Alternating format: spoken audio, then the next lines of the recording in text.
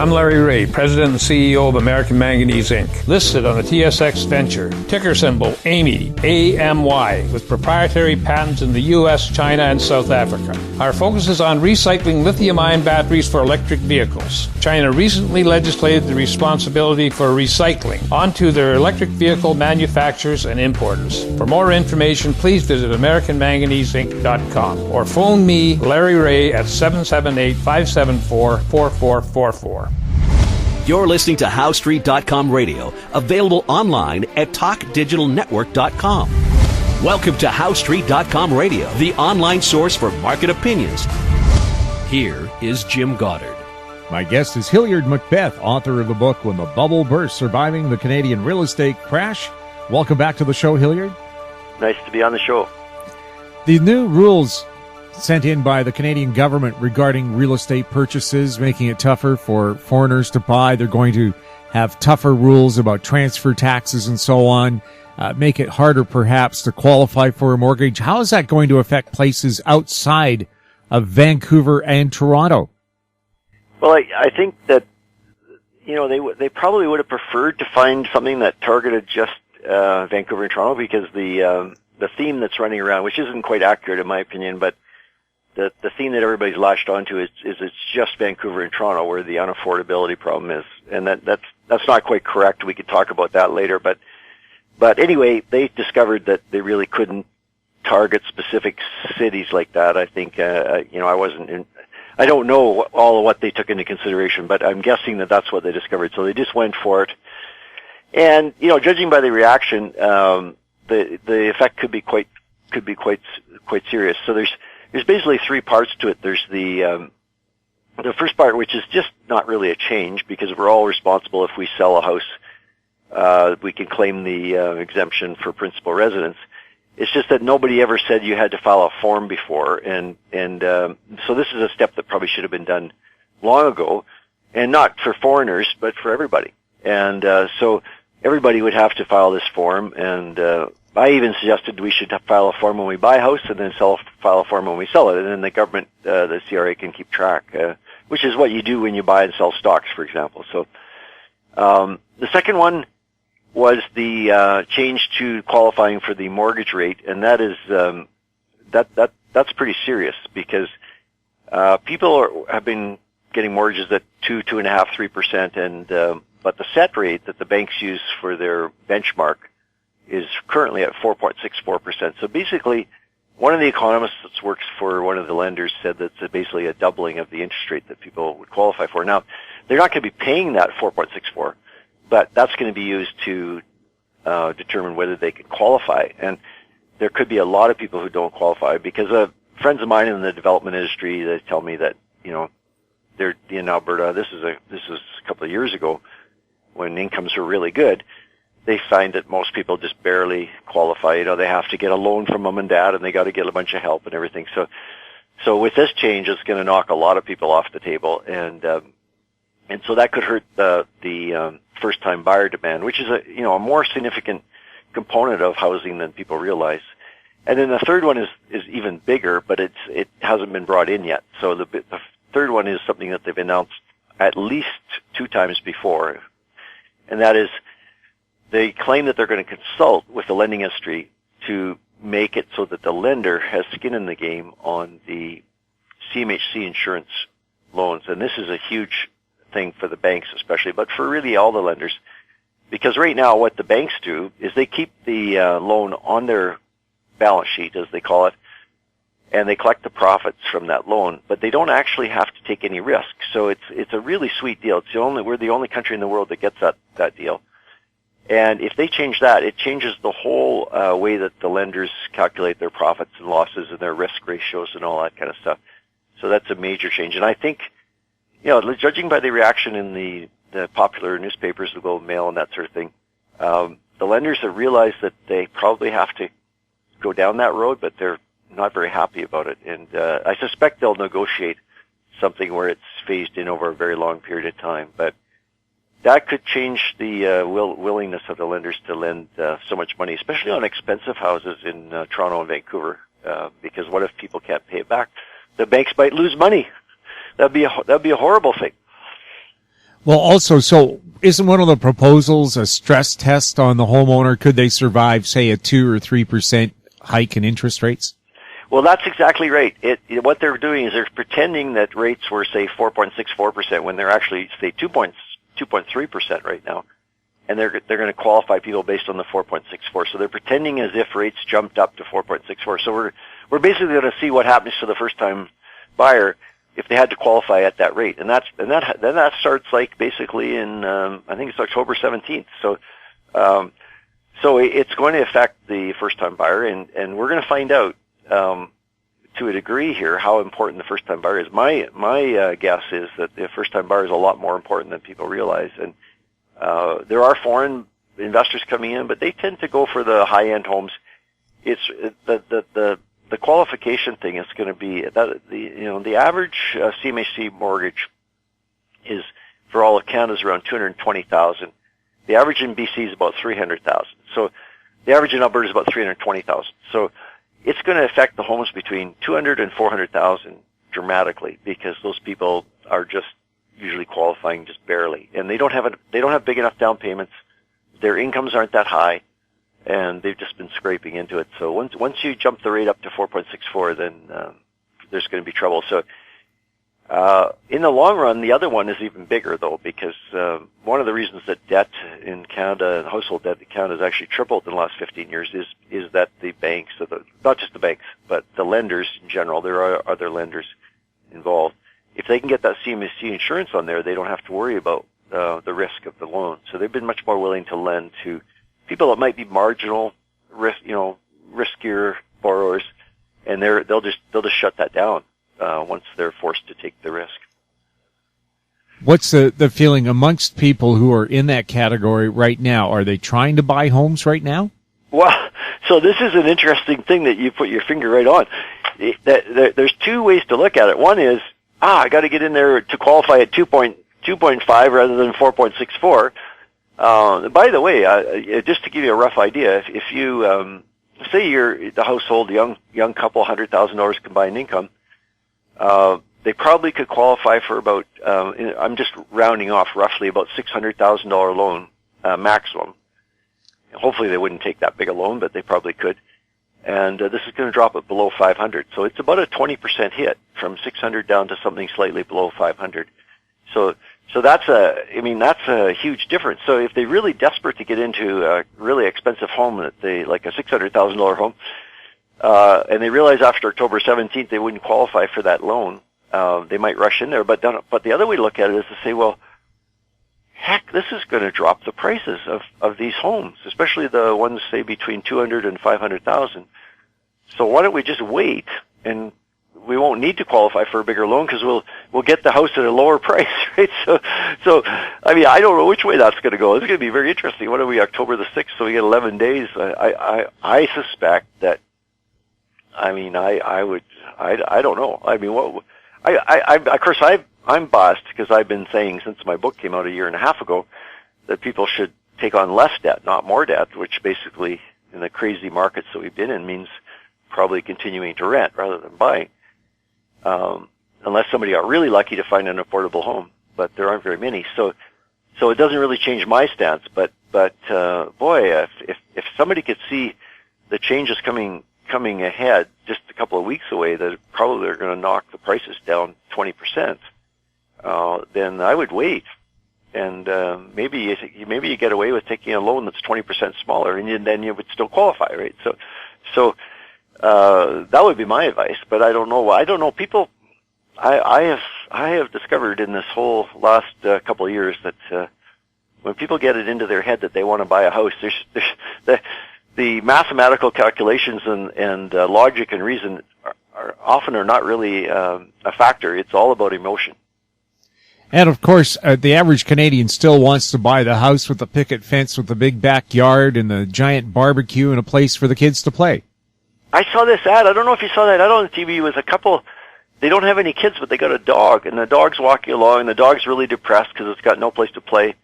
And then you see the dog perk up and its tail's wagging, and then they take the leash off. The dog runs, and then there's this yard, and this beautiful big 2-story house. and this picket fence and this yard, and the dog's so happy it's got a big yard to play in, and I just like it's bizarre ad, right? But it's for real estate, I guess. That's what it is. I don't know. Well, so many couples don't have kids, but they do have dogs. I guess so, but I mean, to have a big 2-story house just for 2 people and a dog is like, I thought, wow, Canada's already got, along with the 3 countries in the world, Canada, Australia, and the United States, have the most, I think it's 77 square meters of the space per person. And like places like Germany and France are like 30 square meters or something. It's just, we've got so much space. And we're not having big families anymore, so, at least fewer and fewer people are having big families. So, but you got to have room for the dog, I guess. That's important. We'll have more with Hilliard MacBeth right after the break. Gem International is a new diamond explorer in the richest diamond producing country in Africa, located next to the 4th largest producing diamond mine in the world. International Spotlight is on an 1109 carat diamond recently discovered in Africa by a fellow Canadian junior with a proven operator and finance team. Gem International trades on the TSX Venture Exchange, symbol GI. Visit us at gemdiamondmining.com. Welcome back. We're speaking with Hilliard MacBeth. Now, Hilliard, you're in Edmonton. How are the markets doing for real estate in Alberta? Well, the surprising thing about it is that there have been, moderately priced homes have actually been snapped up, but so the market has not dropped. The official numbers are like a drop of 4% or something like that. Calgary's a little worse than Edmonton because there's more layoffs in Calgary. But really, I don't think that tells the whole story because the higher priced homes, the $1 million and up, are just not selling at all. So, but the way the index works is when there's no sales, then it doesn't affect the index very much, right? So, and of course, it depends on the mix. If there's a whole bunch of lower priced homes sold, then it looks like the index has dropped. And the people that run the index try to adjust for comparable. So if you got a month when a bunch of condos sold versus a month when a bunch of high-end homes sell, it makes a big difference. But overall, we know for sure that Alberta's in a very severe recession, and it's more severe than any of the previous recessions. You have to go all the way back to the 1980s, the early 1980s, to find anything similar. And so far, the lenders have been very, very accommodating, and they've been very patient. So if people have been laid off from work or something like that, they've been willing to work with them to allow them to skip a couple of payments and stuff. But I don't know how long that lasts. I mean, I think the theory there is that people will find another job and get back on their feet. But if that doesn't happen, there must be a certain time frame when they would jump in. So I think that it's a pretty serious recession, and the oil price has ticked up to $50 a barrel, which is a big improvement from the $30 that was 9 months ago. But it's not probably enough to get a bunch of new drilling going. I think there's been a small uptick in the rig count and that sort of thing. But I've been away. I just got back last night from 10 days in New York, so I had a couple of conferences. So I haven't really had a chance to look around and see what's happening so much here, but. In New York, I did really, the 2 conferences especially one of the conferences, the second one, was a one-day, called the Grant's, Interest Rate Observer Conference, and run by Jim Grant. I think he's been going since 1963 or something like that. And there were a number of guests there that were talking about Canadian real estate and how expensive it is, and, whether it would be a good time to sell short the Canadian, real estate market. Now, it's very difficult to sell it short, obviously. I talk about it a little bit in my book about strategies, how to protect yourself from a downturn in the housing market. But they were talking specifically about a number of lenders that could get into trouble. And then right around exactly the same time this conference was going on, these announcements of these changes came out. And a number of the companies, one is the Genworth, which is the mortgage insurance company, like CMHC, but it's a private sector company. And another company called Home Capital, which has had some troubles with fraud in the mortgages and that sort of thing. Both of those stock dropped pretty substantially. Like one of them dropped 10%, another one dropped about 4 or 5% just in one day. So I don't know if I'm pretty sure it was the changes to the rules about mortgages and the different things rather than the conference that I was at, but it was coincidental. And of course, the IMF just came out 2 days ago and said that there's 3 places in the world where they're worried about private sector debt having grown so rapidly and to such a high level. Australia, Singapore, and Canada. So it's this housing frenzy that we've been wrapped up in, of course, is starting to come to the attention of people in New York and at the IMF, people are getting worried about Canada. And it's a change because I've been going to some of these conferences for 20 years, and Canada was always viewed as a very safe haven, prudent kind of country, and people felt really positively towards Canada. And there's a AAA credit rating still with the government of Canada. But now they're starting to get a little bit alarmed about our housing. I think it's probably Vancouver's fault. Probably the stories from Vancouver caused them to look at it. Because as long as they didn't look too closely, I think that picture probably would have stayed the same. But they are starting to hear in New York about some of the issues with the housing and the debt, and they're getting a little concerned. Well, it's never a good idea to catch the attention of the Americans. Take a look at countries that do: Panama, Iraq, Afghanistan, Libya. I don't think they've had good results from American attention. No, I guess they've already got our oil, so they wouldn't invade us to get our oil. But and the other thing, that big topic down in New York was Donald Trump, and I was interviewed on Bloomberg. It's a pretty good interview. I was on with What You Missed show at 4:30 in the afternoon on Monday, and they asked me about, of course, about the housing market and my book and everything, and then they said, "Well, what would be the one thing that could cause housing in Canada to rebound and go higher if your thesis turns out to be wrong?" And I said, "Well, judging by the number of people that have told me that they would move to Canada if Donald Trump wins," then I said, facetiously, if Donald Trump wins, then maybe we'll get a little boost to our housing with all the people moving to Canada. But so then Bloomberg on their headlines put it out as they said, Hilliard MacBeth predicts Donald Trump will help Canada. That's their headlines. So anyway, you got to be careful what you say when you're on those shows, Jim. Well, the thing is, there really could be a push because, don't forget back in the 60s and 70s, we had draft dodgers from the U.S. coming here, and they made a big dent in Canadian immigration.